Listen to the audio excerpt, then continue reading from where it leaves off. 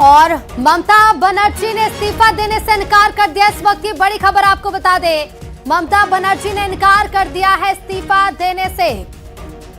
हार के बाद ममता बनर्जी का एक बड़ा बयान भी सामने आया और इस्तीफा देने से ममता बनर्जी ने इनकार कर दिया है। कहा, मैं राजभवन जाकर इस्तीफा नहीं दूंगी। हार के बाद बड़ा बयान ममता बनर्जी ने दिया और इस्तीफा देने से इनकार कर दिया है। तो बता दें, पश्चिम बंगाल विधानसभा चुनाव के नतीजे आ चुके हैं सामने और अब सत्ता से क्योंकि ममता बनर्जी दूर हो गई हैं, लेकिन इसी बीच उन्होंने हार के बाद ये बड़ा बयान दिया कि मैं राजभवन जाकर इस्तीफा नहीं दूंगी, मेरे इस्तीफे का सवाल नहीं है। ममता बनर्जी ने बड़ा बयान दिया है कि हम चुनाव नहीं हारे हैं।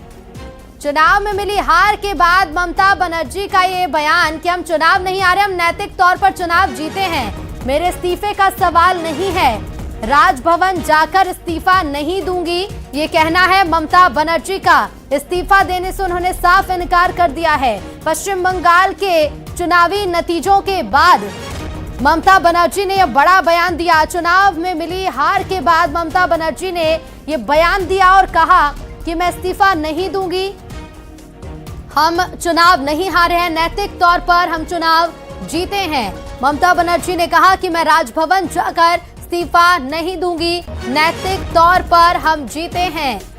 इस्तीफा देने से साफ इनकार ममता बनर्जी ने कर दिया है। कहा है, मैं राजभवन जाकर इस्तीफा नहीं दूंगी, मेरे इस्तीफे का सवाल नहीं है, हम चुनाव नहीं हारे। ममता बनर्जी ने यह भी कहा कि हम चुनाव नहीं हारे हैं और नैतिक तौर पर हम चुनाव जीते हैं। तो बता दें कि बीते दिन 5 राज्यों के चुनावी परिणाम सामने आ चुके हैं और पश्चिम बंगाल में क्योंकि ऐतिहासिक जीत यहां पर बीजेपी की हुई है और टीएमसी सत्ता से अब दूर हो गई है क्योंकि 200 से ज्यादा सीटें बीजेपी के पक्ष में गई हैं और इसी बीच ये बड़ा बयान अब ममता बनर्जी का। शंकर आनंद हमारे साथ फोन लाइन पर जुड़ गए।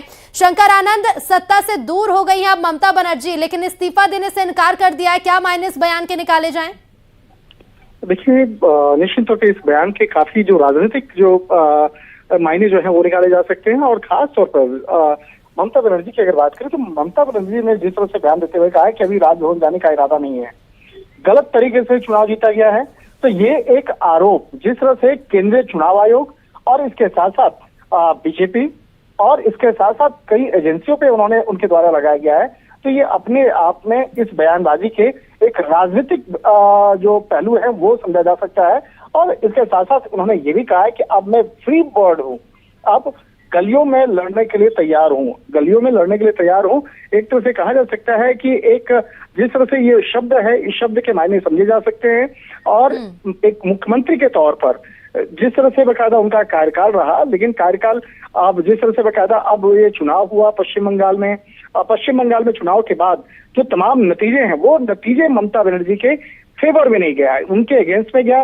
बीजेपी एक बड़े पार्टी के तौर पर और खास तौर पे पश्चिम बंगाल में एक बड़े पार्टी के तौर पर जिस तरह से उभरी है और पश्चिम बंगाल से टीएमसी पार्टी को उखाड़ फेंकी है, तो एक तरह से कहा जा सकता है इस हार को ममता बनर्जी पचा नहीं पा रही हैं और शायद यही वो तकाजा है जिसके चलते ममता बनर्जी अब इस तरह के बयान दे रही हैं। बिल्कुल शंकर, आगे जानकारी लेते रहेंगे। फिलहाल बहुत शुक्रिया आपका जानकारी